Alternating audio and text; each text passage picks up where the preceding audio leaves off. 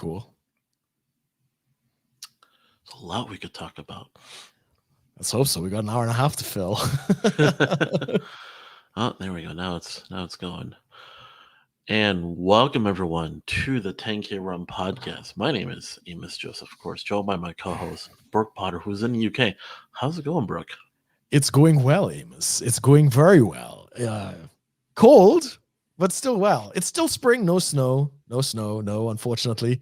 But yeah, we're kind of getting out of lockdown slowly but surely. I think in a couple of days we're allowed to meet 2 households up to 6 people outdoors. Also on the 26th, I think all the cafes and these other things are going to be allowed to start serving outdoor stuff. So I'm looking forward to that. One of my favorite restaurants out here that does this stack of meat that I like to enjoy. Hopefully they will be back on swing. And then on the 3rd of May, of course, it's the gyms as well as outdoor pubs on the 26th. There's only one place in Aberdeen that does outdoor pubs, which is the Welsh Harp. And I see that they're power washing the yard, getting ready for the crowds and the masses. So I'm probably not going to go out until like the initial burst has calmed down. But yeah, excited to be getting back to normal, man. What's going on with you, man? What's happening in Minnesota's fire district? We actually so nothing stuck, but it snowed yesterday. Oh, I think we're in something called a solar minimum, which basically is what led to the ice age. It's the sun. So we're going into like a 10-year period of solar minimum. So all this fucking global warming bullshit is kind of being thrown out the window. So yeah, exciting. Yeah, the snow, snowing. Some parts of the state apparently had a little bit of snow that stuck. Yeah. As is the case, but it just makes someone posted a video which is really funny. Said like, we had a thunderstorm, then it was 80 degrees out, and now we have snow. Like, what the hell's going on? Summer and winter at the same time, kind of thing. Yeah.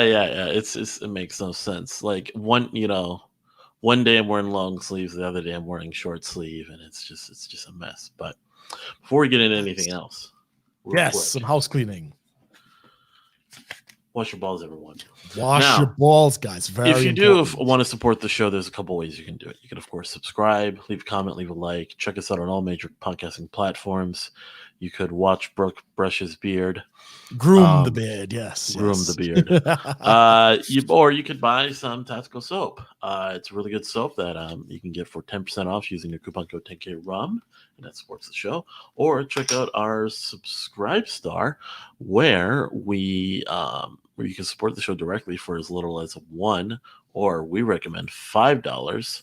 Now, last week we did a Raw Takes, and I forgot to put it on public, but it is on public right now. As we speak, it's gone live. So you guys can definitely check that out. It's obviously not as raw as we usually would, but it is like, I'd say it's like 80% of raw as we would.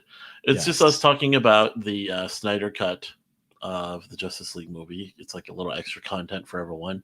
We usually offer that to our $5 a month Subscribe Star people, but it is available to everyone else at the moment. That is our 25th iteration of the Raw Take series. So if you subscribe for $5 a month, you get to check out the last handful of posts under that. But then after a month, you get access to all of them. It's just a way. Subscribe Star makes sure that people aren't just like dropping money and then they ditch after a month because they have access to everything. It just kind of keeps, so people aren't taking things for granted, I guess. In terms of taking advantage, sucking all our content for free. Or for yeah. Content costs a little something. So do check those out. And of course, check out Subscribe Star, Tactical Soap, and our previous episodes on the Raw Takes, or of course, our show as well. So, a lot going on, man. There's a lot going on. The world is burning before our very eyes. Portland started to burn too. Yes, Portland. I heard some other major cities are burning again. But that's not news. Yeah. So I was thinking we touch on Maxine Waters. To touch on Maxine Waters, we got to touch on the Chauvin trial to give the context of what's going on. Right. So Derek Chauvin, everyone kind of remembers, was the police officer that is being on trial for the killing of George Floyd. And the death of George Floyd. It's undetermined whether he's been killing him or not. Oh, yeah. So it's undetermined. They're still going through.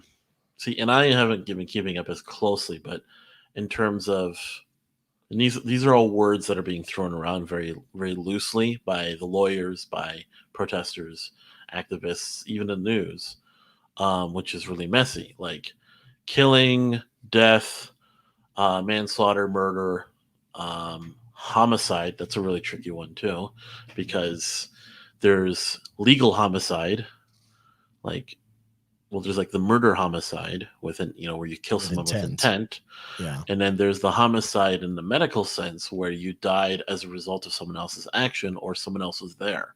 Really. Complications. Yeah. Yeah. Complications of interacting with another person. It's just like, it can mean anything. Yeah. Yeah. Because if you push someone and let's say they hit it and a car hits them, that's not homicide. That would be like blunt force trauma. Yeah. So involuntary manslaughter. Correct. Or that's in a legal sense, you would say it's involuntary manslaughter. So there's all these words that are all kind of throwing it all together because there's the legal terms, the medical terms, and like how the jury and everything has to go, which is a whole nother thing too. The jury, which is a mess too.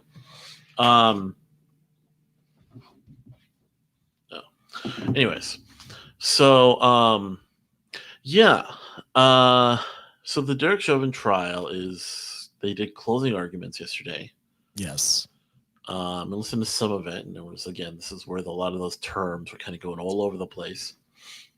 But a point was brought up by, I think it was Derek's lawyer to the judge, speaking on, he said basically a certain, of course they have to be very careful. I think a certain elected official made some statements that unfortunately some of the jurors, some are living in Brooklyn Center, which is the city where the incident with Dante Wright took place, where the protests are focused on.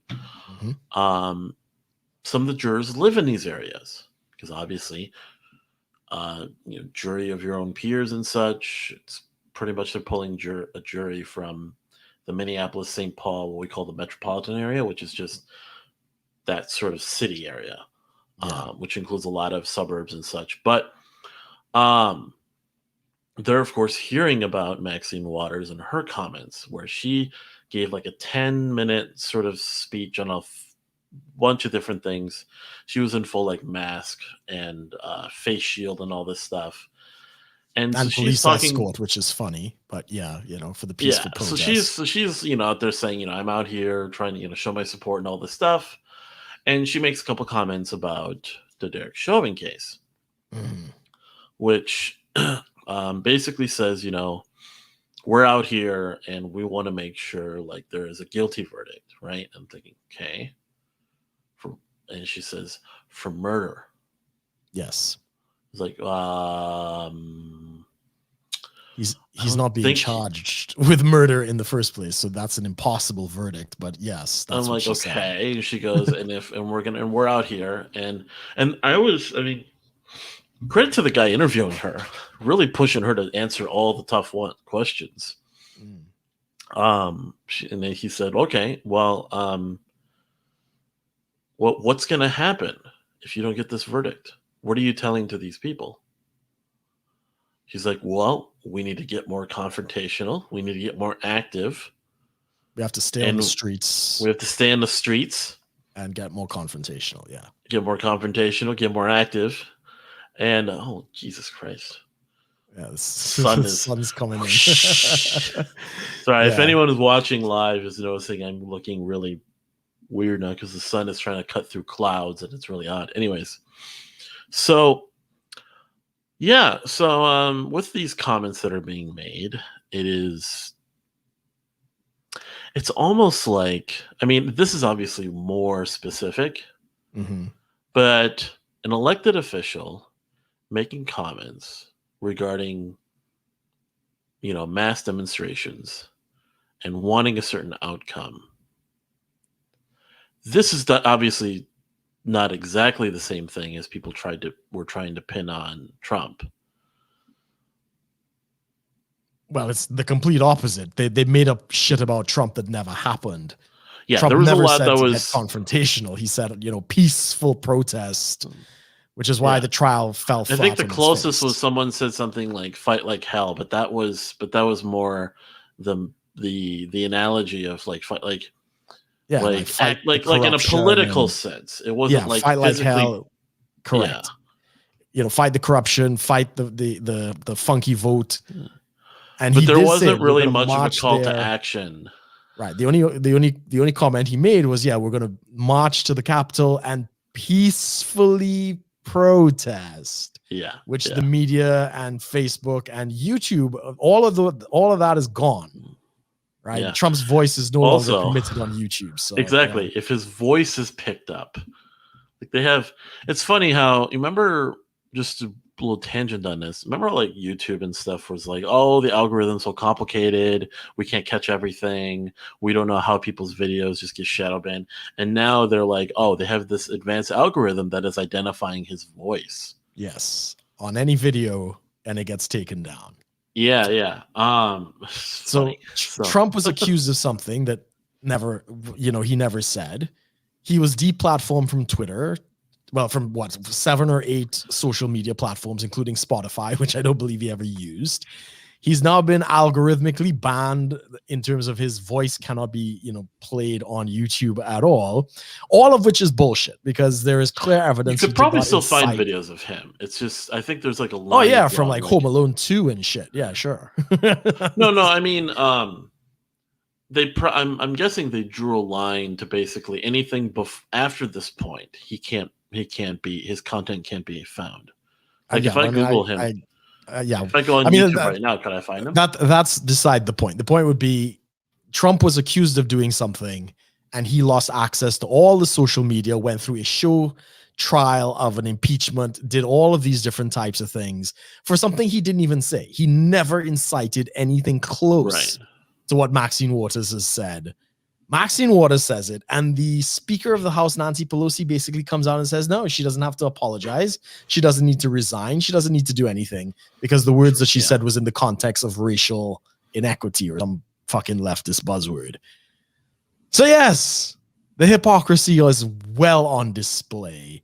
And just to touch a little bit on the Chauvin thing, it's as I say, Maxine Waters basically said she wants murder 1 or murder 2. He's not being charged with murder 1 and murder 2. So this is a de facto call to arms.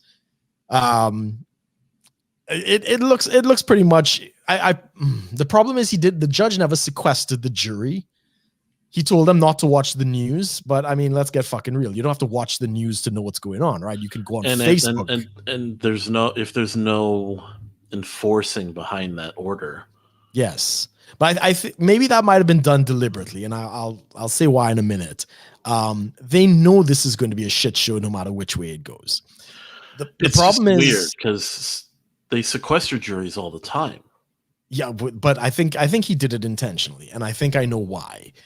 Minneapolis is already boarding up because they're expecting the riots. The defense did a phenomenal job, absolutely phenomenal, right down to how much oxygen was in his lungs at the time when he was, supposedly unable to breathe. And he had more oxygen than like the average person. It's like 95 parts per million is the normal. He was at 98. So the whole premise that he was unable to breathe, it's gone. It's completely, he died of the overdose, right? That's kind of the defense has put forward a huge argument in that position. But why I believe the judge is not sequestering the jury is because it has to be unanimous, right? If there's one dissent, it's basically a hung jury and they got to do all of this again. And I think the justice is looking for any excuse to give the state and the jurors a way out. So I think he's politically kind of positioned them to be, basically this is what the Ku Klux Klan used to do, how they would intimidate witnesses to try and get the verdict they want. He's put them in this same position. And I think the only way they avoid an all-out riot, all-out war is a hung jury. They cannot all agree. They can't get a unanimous vote. Everybody walks away like, well, nobody really knows who said he was guilty, who said he was innocent. There's too much plausible deniability, and hopefully they'll walk away and basically kick this shit can to somebody else. Yeah. So they're not sequestering. And then there was the whole thing of the rumors of like the identity of the jurors being leaked. Yeah. Well, I mean, all of that I think is, it's irresponsible nonetheless, but it's to put pressure on the jury because they knew the defense was going to be so fucking strong and the prosecution was going to be so fucking weak. The only tactic that's left is intimidation. Because just real quick review, like there's murder 1, 2, and 3, and then there's manslaughter 1 and 2 in Minnesota. I was thinking from everything that I was seeing, from everything that I learned, manslaughter 2. That's about it. Which would like unintentional manslaughter. Yeah.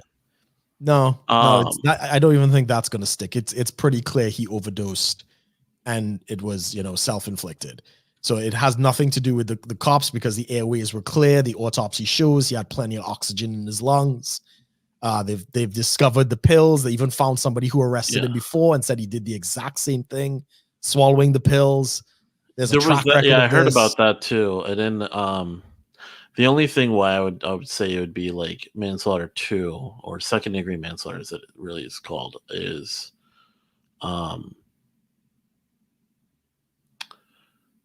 exacerbating the situation. Because I looked into how so being high on drugs is one thing, and ODing takes time to happen, depending on what you're taking. And it's just sped up the process. So he was in a panic, and it sped up the only argument could be made is like it sped up the process. I mean, your body doesn't because his heart rate was up, obviously. Yeah, but he's on the floor. Why is his heart rate up? Not because he's on the floor. It's because of the drugs he took. Right? They're not doing anything to stress him out. I mean, right? He could have been panicking because of the police too, because of his history with police too. Right, but then he still took the drugs. And I mean, you don't die from a panic attack by seeing the police. You die of, it was lack of oxygen, but that is the side effect of the fentanyl. So it's not that he was any kind of chokehold or anything like that, holding him to keep him from harming himself, doing what he's told them to do, right? Lay me on the ground. He told them to do that. Even passerbys was saying like, George Floyd told the cops to put him on the ground. Yeah, they had him in the back of the car. It's like, no, you got to get me out, put me on the ground. And then there was the argument that he couldn't put it. The prosecution was trying to say that you couldn't he couldn't be put in the back of it was like an SUV. No, yeah, it was a sizable vehicle. I don't know. Floyd wasn't that, and Floyd's a big guy, but Floyd could fit in the back of that thing. Yeah, they have pictures of him sitting in the back, and he's like, I can't breathe. Get me out of here. I need to lie down. So they got him in the car. There's even a person who passed by and said, bro, just calm down. They're gonna arrest you and take you away. And he's like, no, I'm not calming down. So that is completely self-inflicted. There's very little evidence to suggest it was actually anything that the police did. It looks like the cause of death was suffocation, but not from the lungs and not from the neck, from the fentanyl sucking the oxygen out of the blood. At least that's how the defense has put it forward. Now, of course, I'm not saying that's right or wrong or whatever. I'm just saying the defense did a fantastic job of dismantling all of these narratives. Even the knee on the neck for 9 minutes. No, that was clearly not the case. The knee was moving around. They have from different angles. It shows, look, the knee was not always on the neck. At least for a good portion, it's on the shoulder. He could breathe. There's another thing about how it could have. I mean, from my understanding of stories that I've heard from emergency personnel dealing with people high on drugs, is one person is not going to hold anyone down. Probably not. Well, I mean, it can be done if you're if you pin a certain point of the body, maybe. But it's like Floyd was a big guy, and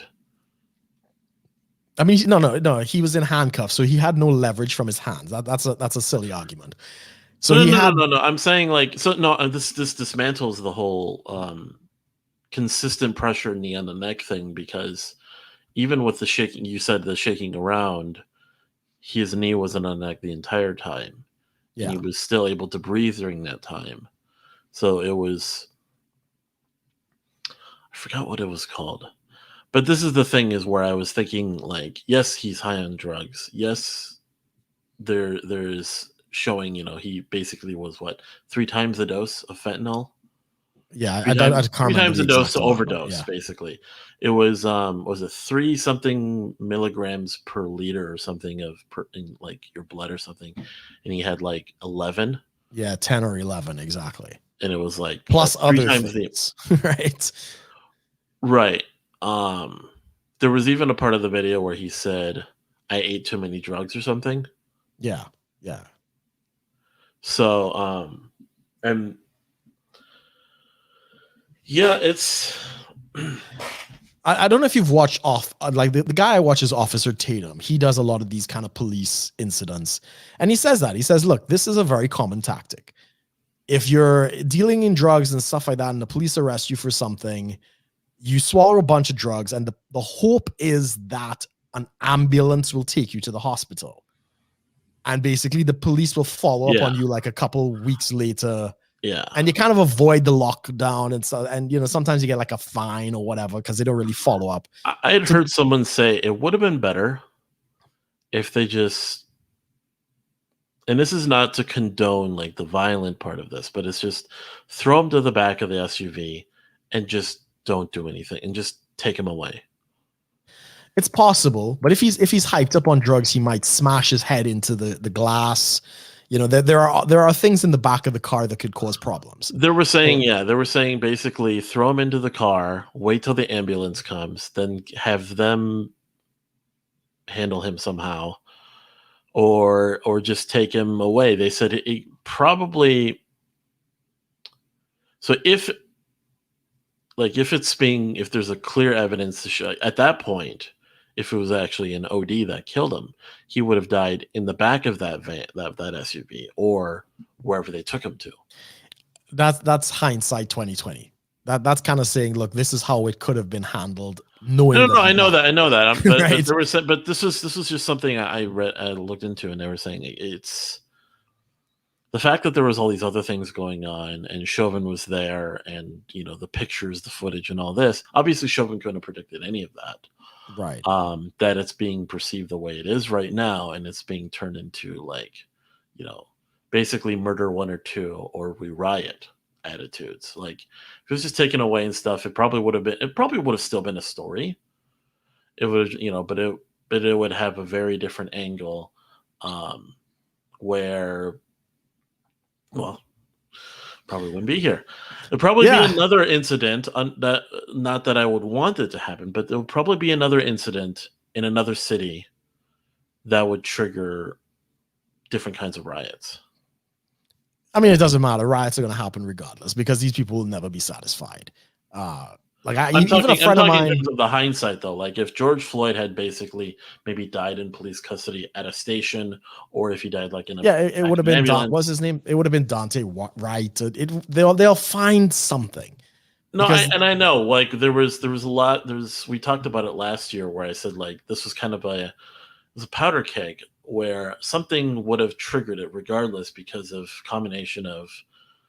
Well, main thing I think was just the lockdowns. Like people are so cooped up that something happens in the news, and obviously the news is bored. So we got to get ratings somehow. It's mostly the media. The media hypes this stuff. We got to get ratings somehow, and we got to get people riled up somehow. Correct. They don't have Trump. They don't have Orange Man bad. They got to find. I'm talking something. Last year though, when this all first happened in May. With it was the same thing. It was probably like, would have happened in June. Yeah, it's like this is Trump's America. Yada yada yada. Cops are shooting black people and all this other nonsense. They'd find something. You all just had riots again because of the Dante Wright the incident that's happened under Biden. You don't hear this is Biden's America. You don't hear that kind of nonsense. So it doesn't matter. It doesn't matter. They would riot regardless. because these are race baiters and this is how they get their money. And I mean, the BLM founder just bought like 3 houses, like for $3 million. It's a grift. It's a grift.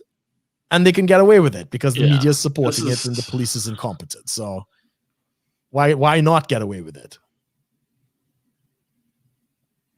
When there's way more things you could be doing to actually address the issues, like police training, which is definitely a case to be. There's a lot to be made about police training in major cities, that's for sure. Yeah, single motherhood issues, dismantling the welfare state. There's a lot that could be done.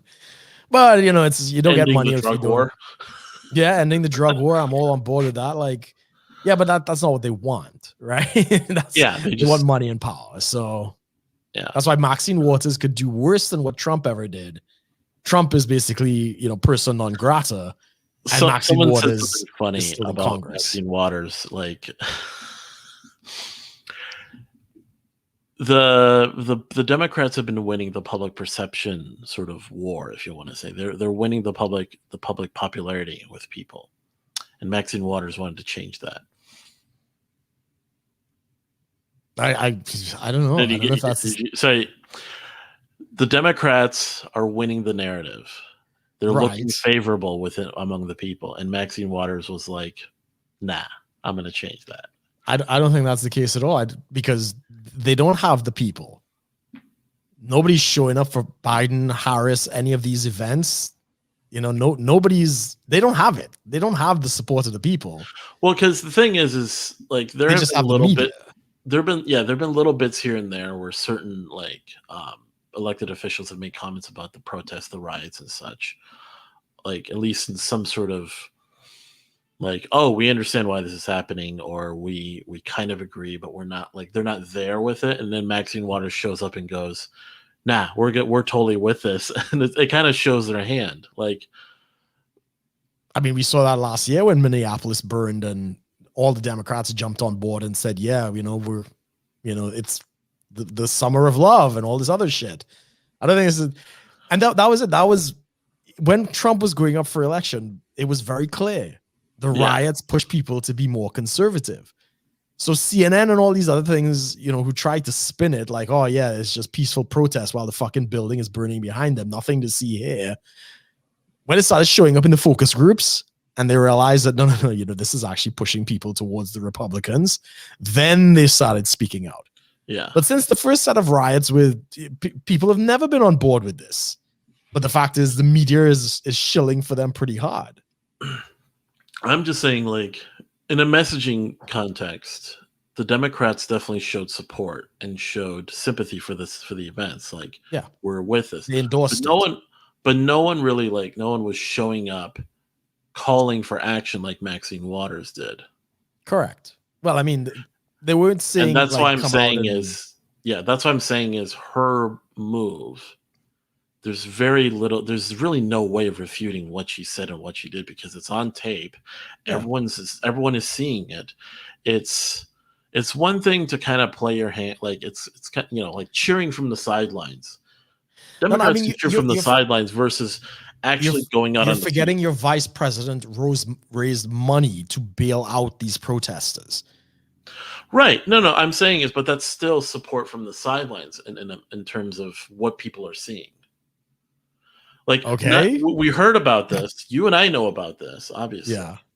But in terms of the overall public, that is just all they're getting is the news and social media. They're not really digging for this. I don't agree. I don't agree at all. I think the public actually knows what's going on. They've seen it. It's just that the media spin is not letting us realize that that's actually what's going on. But that's why the ratings for all of these things are in the toilet. Like nobody's watching CNN and MSNBC and the big thing Fox right News. This is the post-Trump era of trying to, they have entire staffs devoted to writing about Trump. Yeah, when now they've got nothing to write about. But I don't think the public was on board with it at all because you don't see any public support for any of these things. The media is screaming that there's support for it. And, there's a lot of white liberals who are spending money on BLM to alleviate white guilt. Right. That's not the masses of the American people. The American people are basically fed up with it. I'm just saying is in terms of how the Democrats are connected to it. The public obviously is against the riots and protesting, Yes.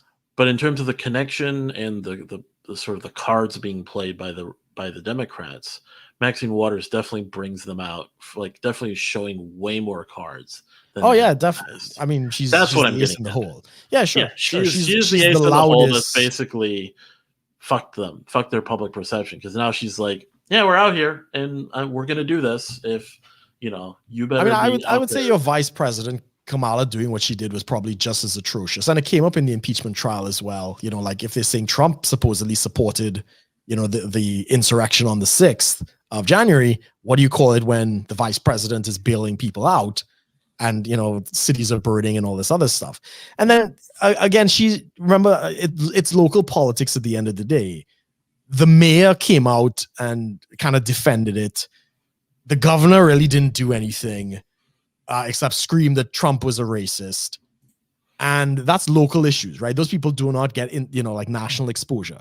Maxine Waters and Kamala, those are national interests. So those people are going to draw the more attention from it. But yeah, it's a mess.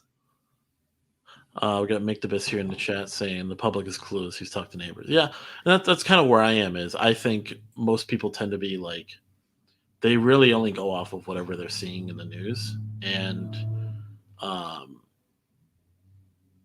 or whatever they see in social media, like whatever that is showing up first on these sites or these channels.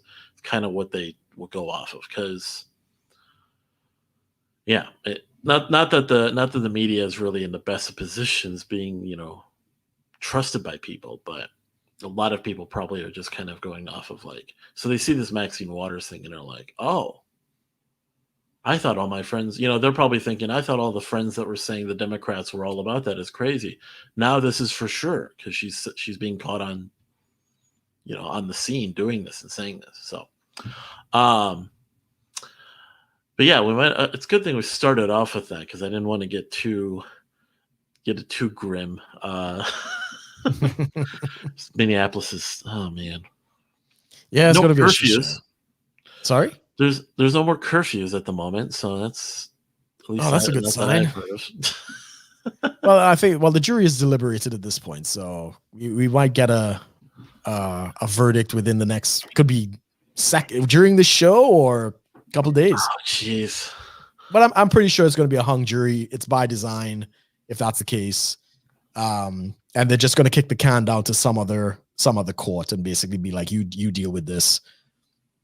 We'll see. Even the judge went for an appeal, right? Yeah. So they could do an appeal, and this is what I was about to say. When Waters made her comments, the judge in the case had some commentary about it, and he's like, I wish politicians would stop speaking about these things and using these types of tactics. It's kind of disgrace to the rule of law. Let us do our job, sort of thing. So there was someone was telling me about this. So it reminded me of the story so everyone remembers Tommy Robinson and how he got in trouble. Oh, right. With the the grooming case or something with the grooming gangs. Yeah. Yeah. So this is where I got learned a little bit about like what happens in Australia and the UK, where with juries, they're just sequestered by design. Not always, but yeah, if there's even laws in place that say that if you are deliberately trying to interact or create some sort of bias against the case or in the case somehow during the trial, basically, it could be. Yeah, if it is the truth, if you introduce information that is not public knowledge and stuff, that wasn't what Tommy Robinson got caught with, although that's what they try to get him on. But it depends on the case. If there are jury cases that it's not sequestered, but if it's murder and if it's like with this case, grooming of raping young children and pedophilia and stuff like that, those types of capital crimes, they generally do that. So yeah. What exactly? Because I heard he was he was doing something that was interfering with the trial. Well, that's what the judge said. under the UK law. He was asking questions about, I can't remember the exact thing, but he was basically asking questions about what their opinion was on what had been said in the trial or stuff like that. So that's not really tampering. He was asking the jury? Yeah, he was asked, I can't remember who he was talking to, either the jury or one of the defendants.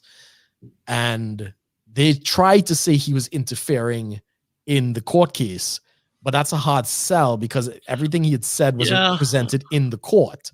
They just wanted to get rid of him. So I think, though, in a way, though, someone like him, like he was obviously a very controversial figure. Well, the media is trying to make him out to be controversial. Being angry at grooming gangs, raping little girls is not controversial.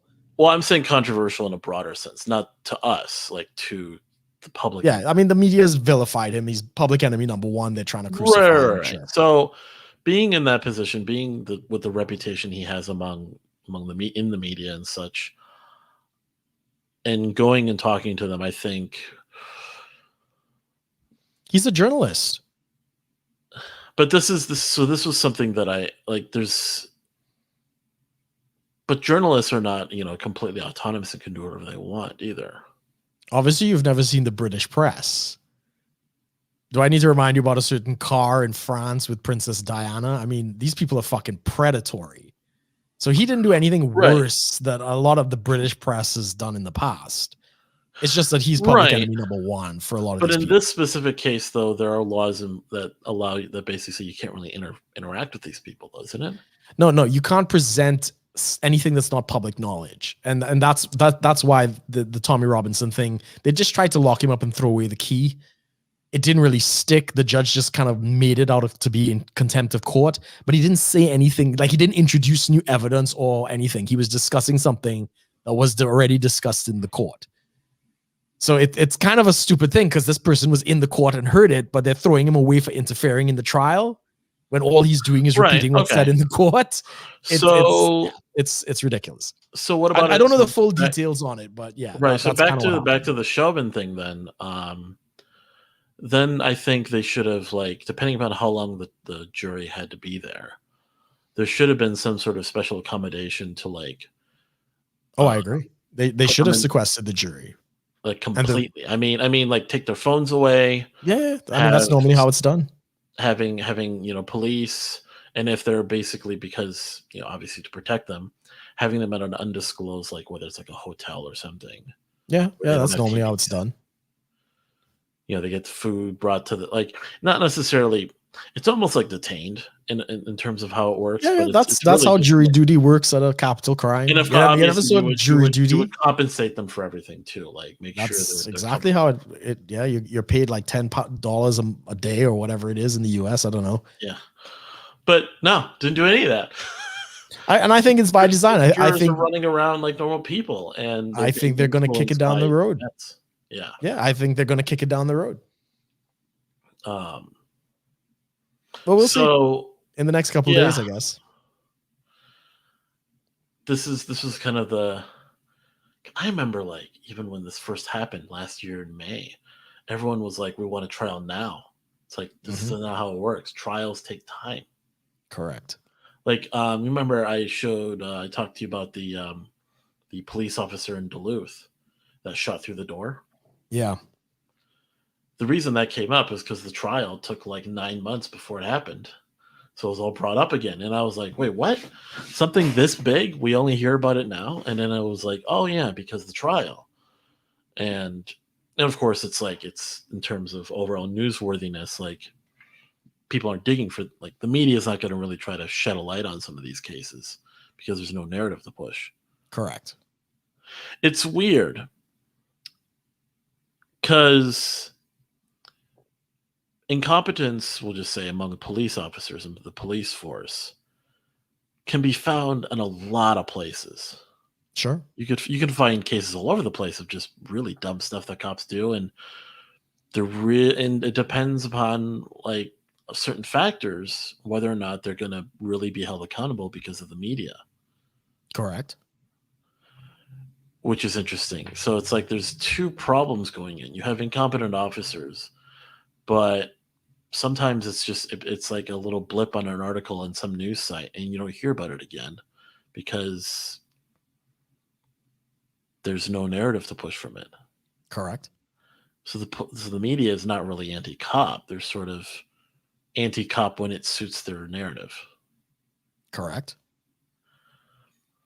I'm just stating this for the audience. Yeah, I didn't know where you were going with that. It's like no, like because for some work. So when I do like news or stuff like that, when I'm looking over for when I'm working with certain libertarians and stuff, they want to post something. I'm sitting there like, why don't I hear about any of these cases? Like they're finding it and stuff, and they're like, hey, we need you to write something on this or this cop or this drug thing or whatever. And I'm thinking, oh, because the media doesn't care about this. Correct. So it's funny. It's just funny. Like the more this is kind of coming out, like you could call it the red pill. Yeah, the media is not your friend. As I keep saying, the media is not there to report the news. The media is there to get ratings, and nothing sells ratings like rage bait. So, I mean, there was a whole story that came out for Trump, basically saying that I think Russia and ISIS and all these people were targeting, the troops in Syria, and they were like kidnapping them and doing all sorts of nonsense.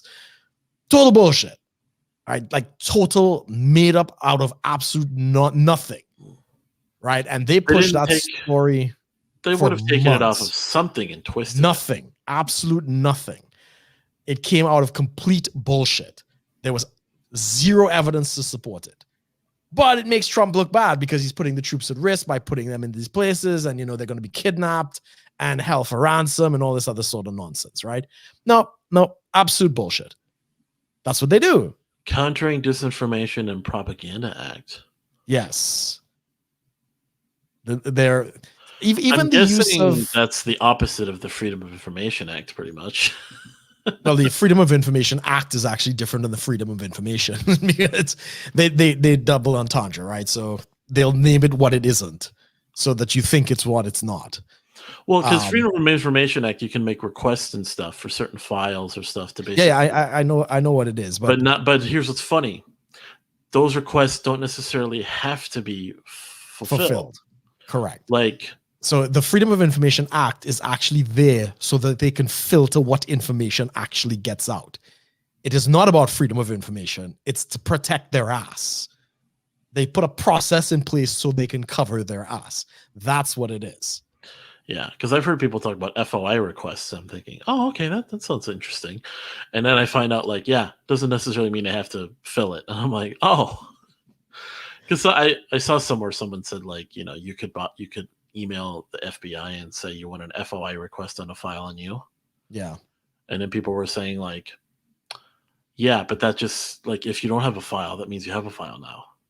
Yeah, you file the request. You're putting yourself. Well, I mean, in some people's case, if you're buying a gun, it, may as well start now. But yeah, that is the case. But as I say, the media, even when it came to Trump, for the first time in the history of journalism, the media would say that Trump lied. They never used to use the phrase "lie," because that would imply the person willfully knew better and decided to deceive the public. They would say things like, well, misspoke, or maybe misinformed, or said something that turned out not to be true. The use of the word lie, like that. Yeah, but the use of the word lie implies that a person is deliberately trying to deceive people. And, your ACLU and all your supposed, liberal organizations and stuff like that applauded people like the New York Times and others when they started using the word lie and it came to Trump. But for journalism integrity, you cannot say that somebody lied. You can't prove that. That is strictly a propaganda tool. That is strictly to spin a narrative. But again, most people are not going to know all these details. But yeah, the media is not there to tell you what's going on. The media is there to get ratings. That's why most of these stories get swept away at the end of the day. All right, something a little more positive. Let's see. Yeah, have you heard about the that meme where Obama is giving Obama an award? Did you ever hear about? You ever seen that? Yeah, he gave himself the Medal of Freedom or something. Yeah, that kind of nonsense. Do you know Mhm. something just happened with YouTube and Susan Wojcicki or whatever her name is? She gave herself an award. So, hold on, let me find this thing. Yeah, so there is the Freedom of Expression Award put out by this committee that has just awarded Susan Wojcicki the Freedom of Free Speech Award, whatever the fuck it is. Guess who sponsors this award? Who? YouTube. Oh, Jesus. So she goes ahead and accepts the award and then goes on to say, how she has to censor people and there has to be limits to free speech. And she's taken down like 9 million videos in the last 30 days. And, there are even some videos that come very close to the line. So they take them down and basically goes on to, recite Stalinist talking points about why we must censor the press and, censor expression. But this bitch just won the Freedom of Expression Award. That's so weird. Yeah. Yeah, isn't it? Yeah. It just goes to, it's the same thing with like the Nobel Prize. When they gave the Nobel Prize to Barack Obama, before he did anything, right? He was just got into office, and again, I don't know, White Gill from the Dutch and others. It was something about the nuclear deals he was trying to like do or something like, to basically cut back on nuclear weapons. And I don't think it necessarily went into if he was really that successful or not. He wasn't. He didn't actually accomplish anything. It was literally like weeks into his presidency before he had any kind of foreign policy. And they basically handed it to him in hopes that he wouldn't go on and, use drones to bomb children in the Middle East and other places, right? And you have Benghazi and Syria, Lebanon, and others. So it's just like that prize doesn't mean anything. The Nobel Peace Prize. Or it's like getting an endorsement from the UN. Like the UN has recently condemned the United Kingdom because we had like an internal audit of the racist institutions of the UK, and we basically found out, not really racist, classist maybe. If you got money, you get an advantage, but not really racist. The UN condemns the report. Right. Who's sitting on these chairs at the UN? Oh, I don't know. China, Russia, Afghanistan, Iran. Bastions of freedom, right? Real champions for racial equality. I've heard the argument on that is they rotate people. Yeah, that's what they do. That is what they do. So you're getting called out by China for your racism. Yeah. Like, get fucking real, right? So these institutions don't mean anything. They're just a circle jerk for the elite to give them, pat themselves on the back, and that's all it's come down to. It's like the Oscars for the actors. Nobody gives a shit about the Oscars anymore. All of these institutions, pointless, meaningless. And I at least I think people are kind of waking up to it at this point. Yeah, Dogecoin. Yeah, Dogecoin is up to, what is it, 30 cents? Or what is it for you guys? 30, converted probably like 50? No, it's like 30 cents, 30 some cents.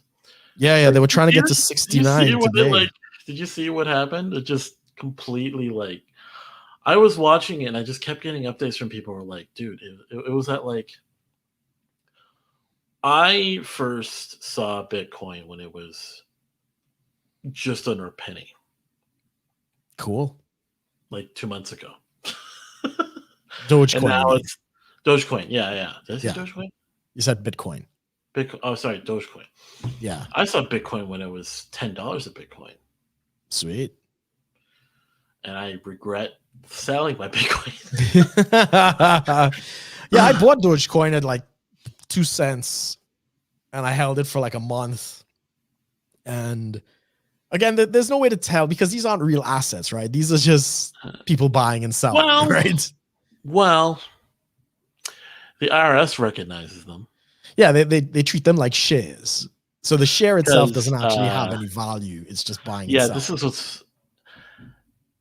Because the big thing is, especially with Dogecoin, is Bitcoin's being used anyway. So Bitcoin is kind of at a point in terms of investment. Like if people want to make money off Bitcoin, holding on to Bitcoin in the terms of a cryptocurrency context is like a blue chip stock. Yes. It's not changing radically like it used to. Mm-hmm. Whereas your Ethereum is a little bit more is actually worth a little more because there hasn't been as many people mining that, and then you've got other ones. But Dogecoin is literally behaving like a penny stock at this point. Pretty much. There's even another one called SafeMoon. Oh, there are thousands of them. There's tons of them that people are watching because they're like. I have one on my phone. I'm like literally mining pi on my phone. I got like 24 pi tokens. Hey, if you want, I'll send you the link, bro. It's not worth anything now, but it's not costing me anything to mine it on the phone. You could join my little group and there's thousands of these things. There's even people are figuring out how to make their own tokens. Yeah, it's open source, so they just copy that's what happened with Dogecoin. Dogecoin is the Bitcoin protocol. They just copied it and made a lot more. And there's no limit on it. So no, there is. It's just it's a lot bigger though. Like if I think Bitcoin is like 30 million, Dogecoin is like 500 million or something.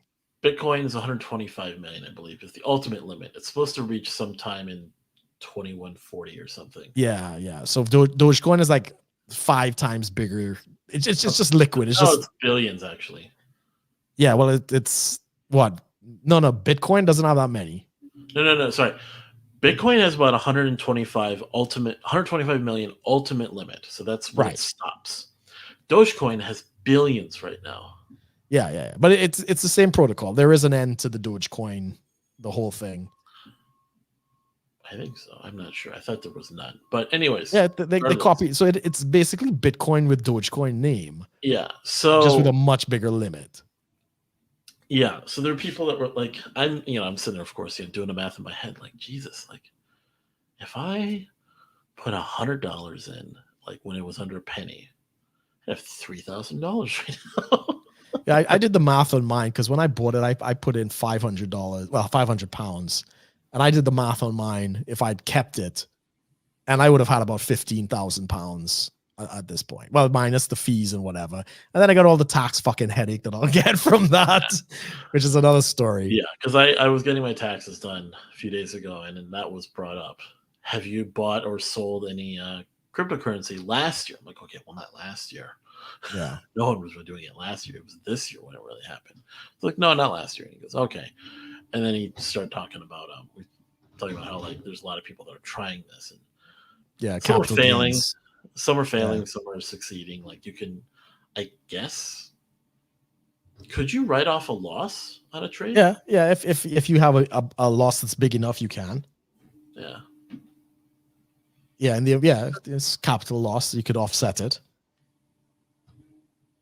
But when I saw it like shoot up the day that it was going from like a couple pennies to 10. Yeah, it stayed around 5 or 6 for a while. I got to 45 at one point. Yeah, I saw that. It's gonna go to like $1 didn't seem like that crazy anymore. Yes. No, I agree. But then it came back down, and I was like, okay, yeah. No, it's. I mean, it's great. The problem for me is that none of these assets actually have any tangibility to them. So there's really no way to know what's driving it. It's just buying and selling. It's just, speculation. And the problem with speculation like this, it could drive it up to crazy heights. If you want to know, look at the tulip bubble that happened back in the 1600s, where a bunch of flowers was basically worth more than an entire house. Mm-hmm. At some point, you end up with the last fool standing. And it pops, so that's kind of always the concern. That was the thing with GameStop, even.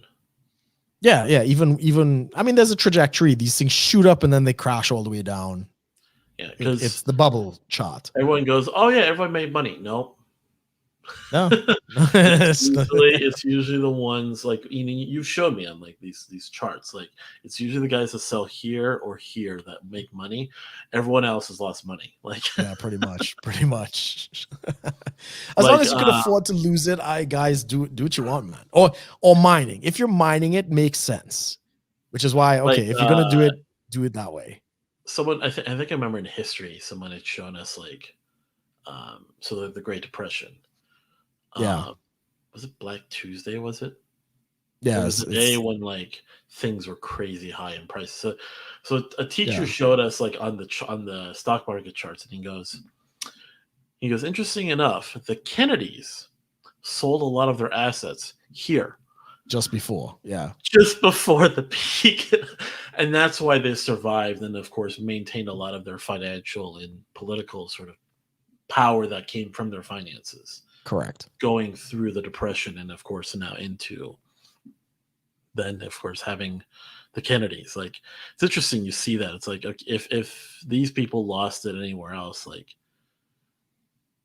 really, it's not to say people in power or anything, it's just luck, but there's some of that sometimes. Oh yeah, and having money definitely helps. So there are a couple of dynasties in the Americas. Kennedy is one of them. Bush is another one. It looks like Trump might be one of those names in the future. Who knows? Vanderbilts. Clinton is a dynasty as well. But yeah, I mean, the old man to JFK, I can't remember what his name was. He was in charge of the SEC. They put him in charge of the Securities and Exchange Commission by putting the fox in charge of the hen house, right? The securities. So yeah, undoubtedly the guy knew how to make some money off that. Right. Yeah, it's crazy. I mean, have you been following this proposal about packing your Supreme Court with justices up to 13? Did you see this? Yeah, so I'm seeing this, and I know Biden is going against his word on this. I think he was asked this before, and he either didn't answer or said no, he wasn't going to do it. And now he's doing it. He's opening a commission. Yeah. It's being proposed. Correct. Now, so in order to do this, to pack the court, would it be a law? Mm-hmm. So he would have to it'd have to go through both houses. Then he would sign the law. Yeah. Well, actually, I don't think there's anything written to say how many justices are permitted. It's just a convention. So it's not stipulated in the Constitution. Could you sue the Supreme Court for basically, like, if there was could there be a way to say this is unconstitutional? No. Okay. So then it's an unchecked thing. Because they've expanded the court before. I can't remember from how many. I think it was from years ago. Yeah, like 100 years ago, from 5 to 9 or whatever. As the districts came out, they said 9. Because they tried to equalize. I think at that point there were so many states. They tried to like redistribute, like basically make the districts more equal in a way, or something. Yeah, correct. Or a certain. But I mean, you end up with 9 was so that there would be difficult to tie. Like you couldn't. Correct. It should be an odd number, but eventually you're going to get to the point where if they do this, and we have seen countries do this in the past. Venezuela, for instance, they took their justices from 20 when Maduro and Chavez came. Well, Chavez came in, and he kept getting struck down by the Supreme Court. What did he do? Bumped it up to 35, and basically he got everything he wanted. Right? He stayed in power forever. So we have seen this is like the last bastion that's supposed to be in like the independent judiciary. When you start fucking with that, it's the beginning of the end. As one guy said, yeah, you're going to expand it to 13. The Republicans are going to come in and they're going to add 5, right? And, in 50 years, you'll have 87 chief justices. And, that's the end of the American experiment at that point. Nothing will get done. The Supreme Court being as big as a chamber of Congress, as chamber of commerce. Yeah. You like what you for no reason, just for political reason. That's exactly because then you wouldn't why would you even have district judges anymore then if you have more Supreme Court judges than district judges? Yeah. It's a disaster if they go down that road. District judges, like you would have like states with like Rhode Island with 10 federal judges or something. Like it wouldn't make any sense. Doesn't matter. It's not about what makes sense. It's about power. There would be no like the workload wouldn't make sense because it's not about making sense. It's about power. The change from 5 to 9 was not just a district thing. It was the workload too. They wanted more. Was it a workload as well? They wanted to handle more because the docket was like 2 to 3 years behind. Okay, yeah, maybe I don't know the full story of how they expanded, but yeah. Sorry. But still, like, doesn't you need a like that makes sense. Oh, like we have more cases than we know what to do with. Yeah. But now it's like when it's very clear. With power grabs, which could segue into another topic in a sec here. When it's so clear that it's a power grab, you can't really justify any other cases. Like if there was like a workload issue, it's still tricky because of the overwhelming argument for making it a power grab. Which is exactly what it is. I think everybody knows that's what it is. A power grab. It's tricky to look at this because, like, if they could make a case for the Supreme Court, like if the Supreme Court was like somehow had a massive backlog of court cases to review and they just were playing catch up all day, you want to appoint more judges. I could see the argument for that, but because of this other thing going in, this shadow of trying to basically undo all the appointees, basically that Trump put in. Because that's the balance, is you're supposed to basically balance, like as judges die or resign, you put in your own judges. So like the court is basically going back and forth. Correct. Over time. There's another thing that was going on, which is kind of tricky. I don't know if you heard about the Major League Baseball. What's going on there? No, I haven't. So there was the Georgia voting law that everyone, of course. Oh, right. They're moving it from the state. Okay, yeah. So they moved it as in protest. They moved it to another city, which I believe they have every right to do. Sure. But Cruz and some other senators came in and said, we want to review, what was it called? Major League Baseball versus Federal Baseball League, which is a decision back in 1922. That granted the Major League Baseball special exemptions from the Sherman Antitrust Act. Right. Which granted them a monopoly. Basically a monopoly.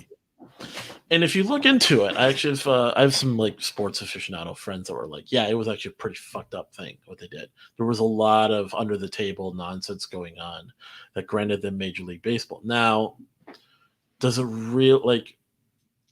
I think even so the NFL, NBA even have similar powers. Yes. That give them monopolies in their own sectors. So Cruz and them come in and basically say, yeah, we're going to review and put out some legislation that's basically going to change that in response to this shift that the MLB did, which I was like, okay. So I'm looking at it different ways. On one hand, was it Major League Baseball versus Federal Baseball League was a complete bullshit decision because it's so much corruption involved to give the Major League Baseball a massive monopoly. Yes. But to use that to basically argue that and then use it now in response to them changing the venue seems retaliatory in my opinion. I'm pretty sure it is. I don't think that's the question. And that's kind of that power grab of you could argue why this should happen, but the timing is just political. I don't know the legislation, so it's very difficult to say. If it is they are granted an immunity, there's possibly a non-political clause stating that you're not allowed to use the sport for some political ends. And I'm not saying that's there, but that's usually what ends up happening. So if they're in violation of that, there is possible grounds for it. But of course it's retaliatory. That's exactly what this is all about. So, Republicans are like, we don't like you doing this, so we're going to change it. And then, but then this is what I knew was complete bullshit because I've heard this argument before. Ted Cruz basically was saying like, well, when you're doing this, you're affecting the local economy of Atlanta, which is bullshit. when a lot of politicians try to argue that sports leagues, stadiums, games, and stuff make this massive effect on the local economy. It makes an effect, but it's not massive. Agree. Because they'll use that same argument to justify subsidizing massive sports stadiums in all these states, like Minnesota. The Minnesota sports, Minnesota's a state of 5.75 million people. We have way too many goddamn sports stadiums. Mm-hmm. Because it used to be everything was played out of one stadium for all of our professional sports. And then they built another one. And then they retired that, then built another one. And they just they kept building bigger and bigger stadiums. So it used to be the Metrodome which was this big stadium in Minneapolis, which the Vikings, the Minnesota Twins, and then you had and then they had the hockey and basketball teams play at another venue. And that was it, 2 venues for the 4 big sports. And then they built a soccer field for the Minnesota Football Club. Right. Once that took off, and then they turned that, and that also allowed the Minnesota lacrosse team. And then there's even debates about whether they want to have a special field for the lacrosse team. And then the Minnesota Vikings said, we don't want to play at the Metrodome anymore. We want to play at our own place. We want so down the street, they built the U.S. Bank Stadium, which was this, billions of dollars. I think it was either 60% or a third was funded by the state through taxes. And they kept making all these arguments about how, it's going to boost the economy and we're just going to have more people. No, it didn't. Created more traffic. Yep.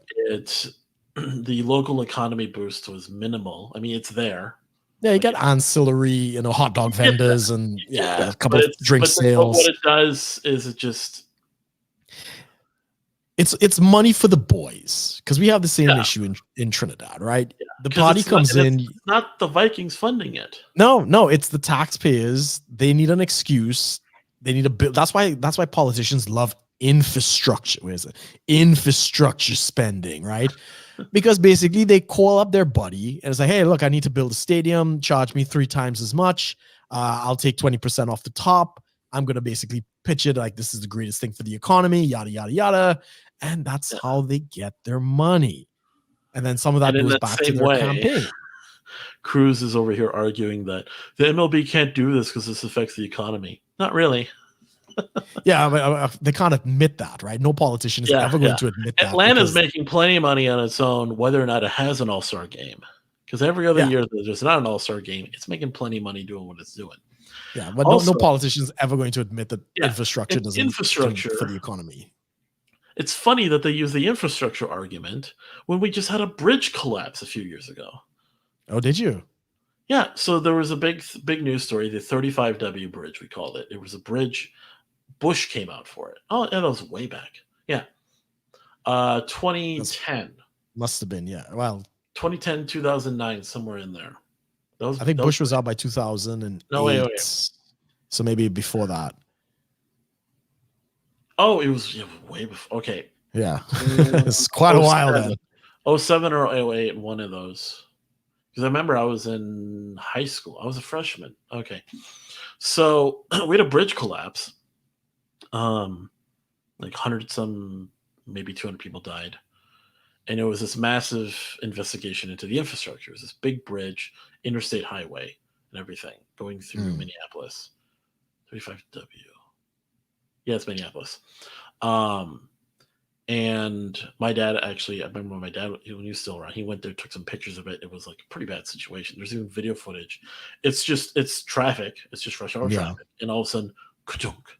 The whole thing. Yeah, I may have seen video. That sounds vaguely familiar. Yeah, so Bush went out and all this stuff, gave a talk and everything, speech and everything. And it was this big deal. And they investigated and looked in. When they investigated, they found out basically there was a lot of really bad infrastructure inspections. Right. So everyone's talking infrastructure. So yes, American infrastructure is in the tank. It's pretty bad. But let's build more sports stadiums. Because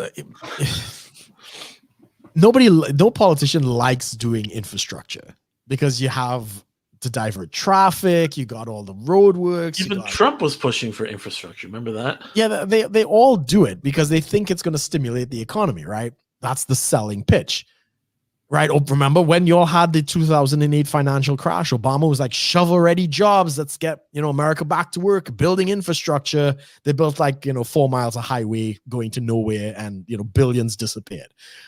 Infrastructure is not about infrastructure. Infrastructure is about getting money to your boys, and they contribute to your campaign. That is what it is. Because they love when a bridge collapses. They love when there's a massive disaster because they get to go out there and they, plead their bleeding heart and they get the press and they kiss babies and we're never going to make this happen again and all that bullshit, right? And people vote for their compassion.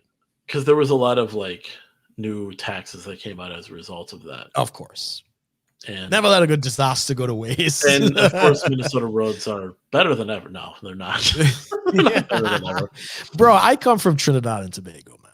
We have the pitch lake, which is basically every tarmac that is paved in the world gets their pitch from my country. And we have some of the worst roads in the world. Yeah. Right? It's the kind of place you're driving in a car, the front wheels go into the pothole and drive a little more, then the back wheels go in the pothole, and then a little bit more, then the front wheels come out. That kind of massive expanse that could be like a swimming pool. That's the kind of nonsense we have going on. And we have the goddamn pitch lake in the country, so far less for these places. Yeah. We have, if you drive across county lines, which is really funny. Yeah. I remember there was when I was going to school, the year of college that I did, I remember driving to the campus, and this is what would happen. I would drive from one town, so I'd drive in and then the county line, smooth. Right at the county line. In fact, we have a road like that as well, because the Americans have a tracking station in our country. And they maintain a particular road to the tracking station. And it's the exact same thing. The road to the road is a disaster. The minute you hit that, it's like a testing road or something, right? Sorry? It's like a road they test stuff with or whatever. No, it's the Americans own the land, and it's obviously defense related. So there's a lot of money for that. So they need to be able to get up to this facility pretty quick. So the road to the facility is perfect. But the road to the road is a fucking disaster. Yeah. It's messed up, man. Messed up. I'm feeling pretty miserable after all of this. It's kind of just shitting on the government. And I think we have elections coming up in May. I think May 6th we have in Wales. So I don't know enough about the politics out here, but I'm definitely thinking protest vote because these fucking lockdowns are killing me. So. Although we do have some good news with that. Our Labour leader in the UK, a gentleman called Keith Kirk, I can't remember, Starmer, Kirk Starmer. I don't even fucking know. Nobody knows who this guy is. No, Corbyn stepped down, so this is like his replacement. I think it's Keir Starmer. I might have that right. Anyway, he's supposed to be the opposition, right? And if you're the opposition, you're supposed to have a certain, you're supposed to ask the tough questions. Like we've been in the lockdown now for, I don't know, almost 5 months in this second lockdown. Yeah, Keir Starmer. Keir Starmer, right? So we've been in this lockdown, and you're supposed to be asking the difficult questions. You're supposed to be asking, where is the science to support the lockdowns, which there isn't any. 33 studies have come out and basically says, look, these lockdowns are a waste of time. 14 studies have come out and basically says masks don't work. Where is the science for all of this kind of thing? And I'm not saying that he would have won the position, but he should at least be asking the government these questions. Anyway, yesterday, in a very entertaining twist of fate, England has released some of the lockdown, so people are now able to go to outdoor pubs. Right. And Mr. Starmer showed up at a pub in, I think it was called the Raven or something like that. And the owner basically came out, and this is a lifelong Labour voter, comes out and basically asks the questions that he should have been asking. So he pulls up the things like, you have no signs to support this. I've been a Labour voter for my entire life, and you have failed this country by not insisting on evidence to support these things. Pulls out a chart. It's like, do you know when the last time we had this many deaths in the UK? 2008, right? You didn't lock the country down then. And I mean, just giving him the shit, right?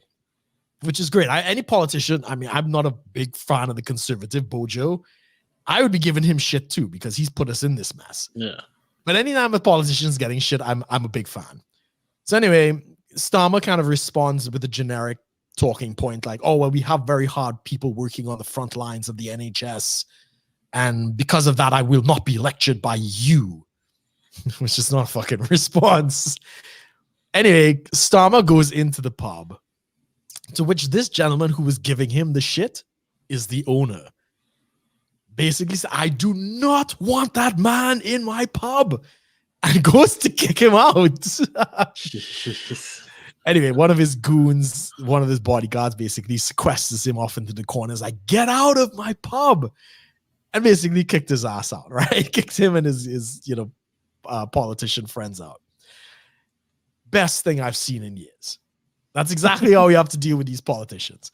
And for Drakeford, who is the chief minister in Wales, he's been banned from over 100 pubs in Wales because his lockdowns have been so draconian, so ridiculous. The pubs could open but can't sell alcohol. That kind of nonsense. He's been banned in over 100 pubs in Wales. So yeah, I can't say, I don't know how the Welsh vote. I don't know enough about Welsh politics. But our election is on May 6th, I believe, for the local, I think it's called the Synod. Hopefully this guy will get kicked to the curb and we'll get some good people in.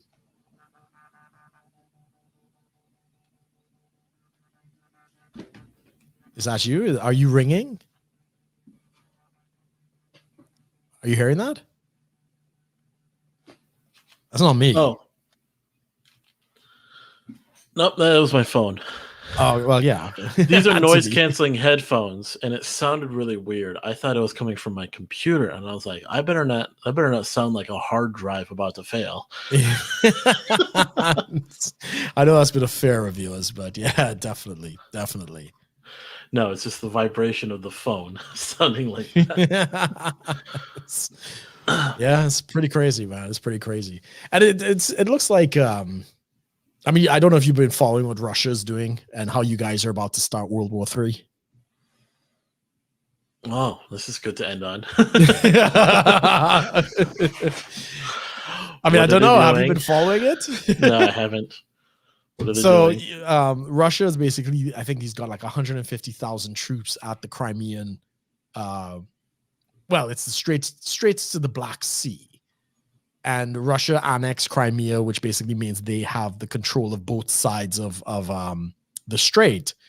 And they made an announcement and a declaration that they're going to block all shipping from international travelers and freight and stuff like that for 6 months, unilaterally.